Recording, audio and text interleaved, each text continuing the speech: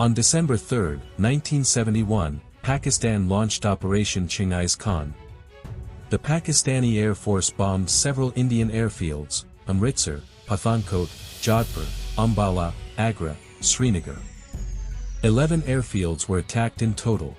That evening, Prime Minister Indira Gandhi issued a message on the radio to address the Indian citizens. She said that a war was struck against India. "I'm speaking during a period of threat. Hours ago, on December 3, Pakistan initiated an attack on us. The Indian Air Force retaliated, and friends, this was the beginning of the 1971 India-Pakistan War. A war that resulted in the birth of a new country, Bangladesh. But why was this war initiated? Why did Bangladesh want independence from Pakistan? What was India's role in this story?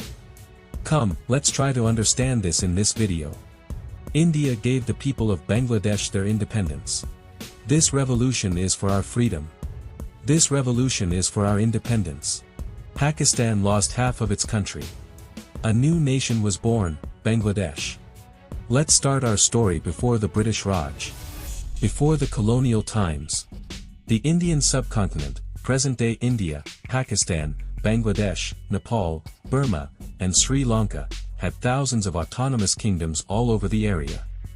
Kingdoms ruled by kings and emperors, with their own languages, traditions, and culture.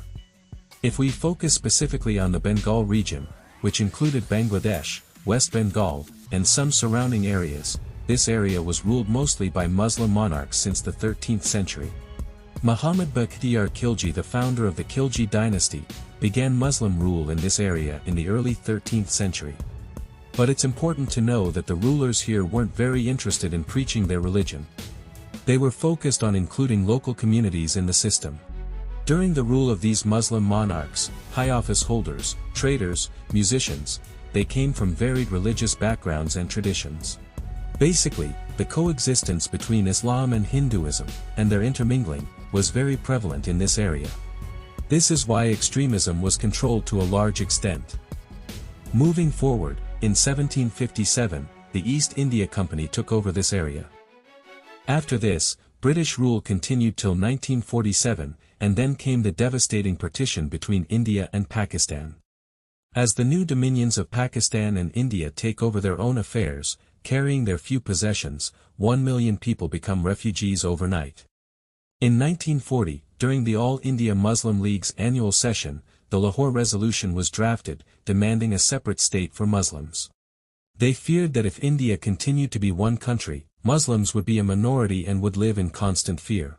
Drawing borders on religious lines meant ignoring social, commercial, and cultural relationships. Large states with common cultures and languages were broken apart, Punjab and Bengal being the biggest examples. Punjab was divided. Bengal was divided. But culture didn't change. People continued to speak the same language and follow the same traditions.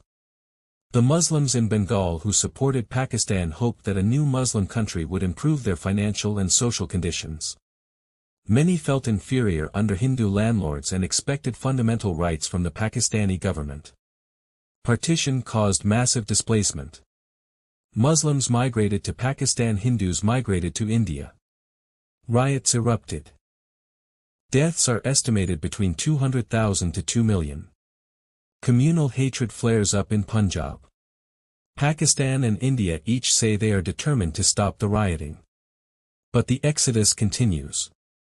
Muslims from Bihar migrated to East Pakistan. These Muslim Biharis later came to be labeled anti-Bangladeshi. Initially, Bengal voted against partition. West Bengal wanted to join India. East Bengal wanted to join Pakistan if partition was inevitable. Eventually, West Bengal became part of India and East Bengal became part of Pakistan. Pakistan was now split into two parts separated by 1,500 kilometers of Indian territory. Ironically, Bengalis formed the majority of Pakistan's population. Yet power, bureaucracy, military, politics, remained concentrated in West Pakistan, especially among Punjabis and Mohajirs. Pakistan began as a parliamentary democracy, but power was centralized. Military coups followed. From 1947 to 1971, East Pakistan was politically marginalized. 75% of the national budget went to West Pakistan, despite East Pakistan generating 62% of revenue. Per capita income in West Pakistan was far higher. Military presence was overwhelmingly in the West. Then came the language issue.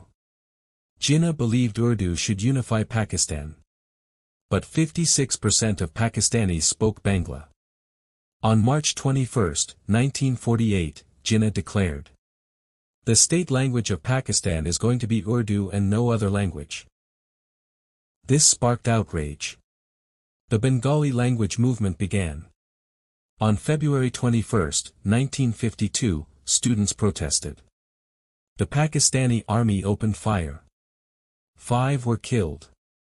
Today, February 21 is observed as Language Martyrs Day. UNESCO later declared it International Mother Language Day. Economic imbalance, political suppression, and language imposition led to Sheikh Mujibur Rahman's 6-point demand. These demands were rejected. Mujibur Rahman was arrested in the Ugratla conspiracy case. Mass protests followed. Ayub Khan resigned. Yahya Khan promised elections. In 1970, Awami League won a majority. But the results were cancelled. Protests erupted again, this time demanding freedom. On March 7, 1971, Sheikh Mujibur delivered his historic speech. "People of Bengal want freedom. People of Bengal want to live. People of Bengal want their fundamental rights. Joy Bangla. This revolution is for our freedom. This revolution is for our independence." Tensions escalated. Pakistan launched Operation Searchlight on March 25, 1971. A genocide followed. Sheikh Mujibur Rahman declared independence. On March 26, Bangladesh was born.